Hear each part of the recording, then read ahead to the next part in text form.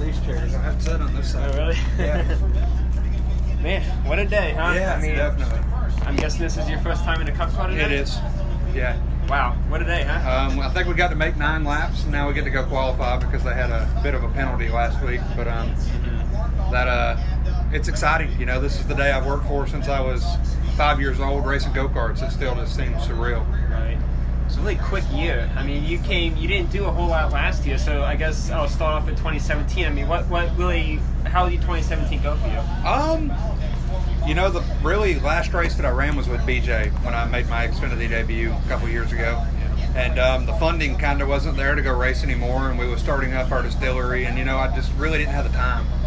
So, you know, racing kind of got put on the back burner and didn't really get focused on much. And then I got a few phone calls, and a few people wanted us to come and drive some stuff. So, you know, this year has just been getting back into the swing of things, and, you know, what a year it's been now. Yeah. I mean, it kind of moved up really quick for you. You did so many divisions, and then you found yourself in an Xfinity car. You were an ARCA winner in 2015, and then it just stopped. I mean, was that something that you didn't really expect? You know, this sport is so money driven now. It's sponsorship dollars is what puts you in cars and what gets you to go racing. So, you know, without the sponsorship dollars, we didn't really have any of that, and it kind of ran out about midway through the ARCA season. So, you know, we saw it coming. We was hoping that we could find somebody else, and it just never happened. So, you know, we got stuck without a ride and no sponsorship dollars to go get one. Right. Did that surprise you when you got that Talladega win? Like in your head, just as a young driver with a big win, did you think you were set at least for that season? Yeah, definitely. You know, we hadn't really been to that level of racing much. You know, the top 3 series and even ARCA, you know, is a touring division that tours about everywhere. So, you know, we had never been to that level of racing. We'd ran some Hooters Pro Cup stuff, and, you know, I thought once we went to Talladega, I was like, yeah, we'll have something, you know, for the rest of the year, but it never come through. You get a lot of phone calls, but everybody wanted money to go racing. So. Right. So how did this really come together? At least, I guess, start with BJ. You mentioned him. You made your debut, but then you came back for this year. Yeah, you know, we was running some races with BJ, and, you know, this deal just so happened that I had some sponsorship dollars, and they was needing a driver with some sponsorship dollars, so it just kind of fell into place, and, you know, it's just kind of worked out. It's almost like a miracle, you know. God works in mysterious ways. When one door closes, another one opens. So, you know, I think this is another door that opened. Yeah, BJ's a guy, I mean, he's been around for a long time. He's always been, obviously as an owner, he doesn't tear up equipment. He knows that that's really important as a driver. When he kind of sat down with you, what were some of the goals that you guys set for your time together? You know, for BJ's cars, the first race at Iowa was just finished a race. It's the first time I'd been in a race car in 2 years. You know, this isn't something, these guys do this every single day of their life. So, you know, that was kind of hard. We just wanted to finish the race. As we went to Chicago, we wanted to build. We wanted to have a top 25. We did that there. And then Kentucky, we went to Kentucky and had another top 25. So, you know, BJ, Daytona was kind of a letdown. We tried to ride in the round in the back and stay out of trouble. And trouble ended up finding us. So, you know, we ended up getting hit under caution. And we hated that. But that was probably our strong point, that we had a chance for a strong finish. I think we could have ran top 10 there. And it just didn't work out. So, you know, we went to Kentucky and kind of rebounded with the top 25. And, you know, BJ's happy with that after the point stand Daytona. And, you know, that's not bad for what BJ's cars are capable of running. Yeah. Were you able to knock the rust off in 2017 at all? Did you race anything? Nothing. I guess 2017 I ran the Super Late Model race at Bristol. Okay. The whatever it was, Battle at Bristol or whatever they called it. And that was pretty wild. That was a wild race, but you know, it's nothing like one of these cars. You go fast there, but it's not something like this. Mm-hmm. Yeah, that's what I was thinking, because I just talked about all the way up to 2016 how fast of a progression that was, but then from just from nothing to a few Xfinity races, and now boom, a Cup car. I mean, how do you feel that you're progressing in such a short period of time this year? You know, it's kind of back to the basics of my career. That's how I always was. We was always pushed to go to the next series. So, you know, learning, we never had much learning time. You had to adjust and adapt quickly. And the Cup car, you know, once you get to these levels, everybody here is a professional race car driver. There's not a big difference in the drivers. So, you know, the race cars are the biggest difference here. the funding to how much money they can spend.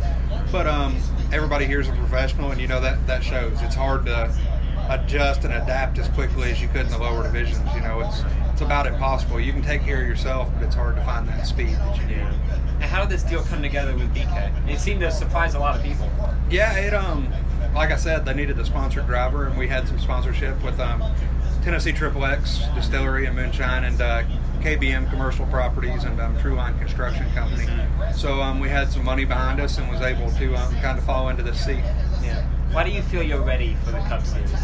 It's what we've worked for ever since I was little. I don't have a lot of experience on speedways and mile and a halves, but I do have a lot of experience in a heavy race car on radial tires. I ran some ARCA races, ran some K&N races, but I ran a full season and a couple races here and there of the Hooters Pro Cup cars, which are similar to what a K&N car is. It's just not a steel body; it's composite bodies. But they had live pit stops and radial tires, and went to Rockingham and a few bigger tracks, and then ran a bunch of short track stuff. So, the heavy cars on radial tires, I definitely have some experience there. And this is the ultimate level of where we wanted to be. This is everything we've worked for, is to get to here. Yeah. And a lot of kids don't make it to Cup. I mean, they try a lot. You got guys like Jeremy Clements who've been in Xfinity for years and years, and it just never comes together. I mean, what's the appreciation level like at this early in your career? It's people you idolized as a kid. Jimmy Johnson, all those guys. They become people you're racing with.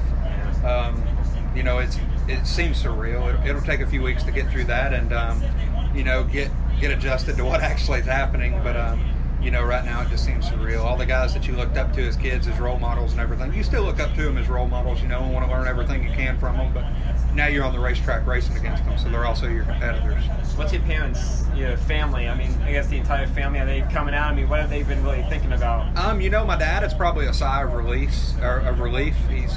This is what he's worked for. We spent a lot of money trying to get here, and a lot of time trying to get here. My mom, she stays pretty nervous every time she goes to the racetrack, but all of them are really happy, and I think they're kind of in the same state of shock I'm in. It still seems surreal. So. Yeah, your sponsor has been very interesting and got you on NBC a few weeks ago. Yeah. I bet the fans have really been kind of gravitating around that because it brings everyone back to those rich roots. Yeah, that's how racing was started. Junior Johnson, all those guys, they ran Moonshine. Ralph Earnhardt, those guys, they was old time, pretty cool guys that Moonshine's kind of been the background of racing. I don't know that it started NASCAR, but it had a big deal of a lot of the drivers that come to it. So. It's cool to tie those back into the roots, and a lot of the fans can relate to that. I still work my regular job as many days through the week as I can at the distillery, so it's pretty cool to be able to do this on the weekends and be able to get away from that and do something you love. Yeah, for sure. What's the company again? You said you work for the company? Yeah, that's a family company. Okay. Dad's one of the partners in on it. And, there's two more guys, but it's more like a family. They've been partners on a lot of stuff, so. Right. It's a Tennessee XXX Moonshine, so we got 2 stores, and we're looking to expand on that. Yeah, are you looking to expand in the sport? I guess moving from Xfinity and now to here. Yeah, they're definitely, they'll be on the car for a lot of this year for the races that I run. So that'll be pretty cool, and we just want to get through this weekend, run all the laps, get all the experience we can get, learn all we can this weekend, and have something to build on from here. Now you said they're going to be on the car multiple races. Do you know what you're looking at? After Loudon. Not right now. Loudon's set in stone right now. We hope to be in Michigan and kind of run a lot of them after that. But, as a young driver, it's hard to, you got to work your way up through the ranks for the approval. So they have a hard time. You got to go to a mile and a half before they'll approve you for anything else. And, that's part of what we're doing. We're going through the ranks here, and hopefully by Talladega we'll be able to run all of them. Right. Are you confident that this season you're going to be in a Cup car quite a bit? I'm pretty confident about that. That's the plan as of now. So the sponsorship's behind us, and it shouldn't be a problem to run several races. Yeah. Are you planning Xfinity on the side as well? Is that still kind of something on the side? I actually don't have sponsorship for Xfinity right now. I would love to run double duty in every race that I run, but I need all the experience I can get at this point. But that's if funding comes up, yes, I will run some Xfinity stuff too. Yeah. Is it really just, final question, just kind of a change of focus? I mean, are you really focusing on Cup as for right now? Are you bringing all your sponsorship for Cup? Yes, that's it's a lot easier to sell sponsorship for Cup. That's the biggest level of racing, and not only for me. These are the cars ultimately that I want to wind up in. So I want to gain all the experience here that I can gain. An Xfinity car is great, and it's a great chance to get experience. But at the end of the day, this is what you want to learn in, and this is what you want to build in. Yeah, just one practice in the books. But have you been kind of talking to some Cup guys? Obviously, you mentioned a few of your mentors. And do you have plans to maybe driver intros to talk to them? Yeah, definitely. Any advice I can get from them, I'm definitely gonna be like a sponge. I'll absorb all of that I can. I don't think you can get enough of it. Everything, all those guys have been here multiple times. They've raced here multiple times. They know how to get around this place. And, I've actually talked to BJ quite a bit. He's ran a few Cup races now. But definitely, all the guys I can talk to, I will, and try to absorb all the information that I can. Would you talk to more smaller teams? Because they're going to know exactly what you're going through. They're going to be obviously not battling for the win, but just trying to bring the car home. They kind of maybe understand your mindset a little bit more? Yeah, that. But, there's a lot of veterans out there that kind of understand what we're doing here and what we're trying to do. So they're all really willing to help. And, that's the great thing about the sport is everybody wants to help everybody. Everybody wants to see everybody do well. So that's a good plus about it. It's really fun to race. Yeah, and your expectations for Sunday. Obviously, you just made your first laps here, a little bit off the pace, but you got quite a bit of learning to do. So for the race, what are your hopes and then your expectations? Those are a little bit different. Yeah, 8 laps in the car. We're fixing to go qualify, so that's kind of out the window. We got 2 more practices tomorrow.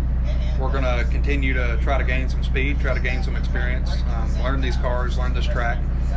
Sunday, we would just want to run all the laps. Once we get out there with the other cars, we'll see what we need to do. We'll try to run all the laps, and we'll bring home the best finish that we can. I don't know where that is yet. I don't really know what we can do. I'm not really familiar with who we're racing here, but we'll do the best we can, and we'll be around at the checkered flag and hopefully bring home a good finish out of it. Yep, sounds good. Definitely a good plan. Yeah. Appreciate your time, Blake. Yeah, thanks so much.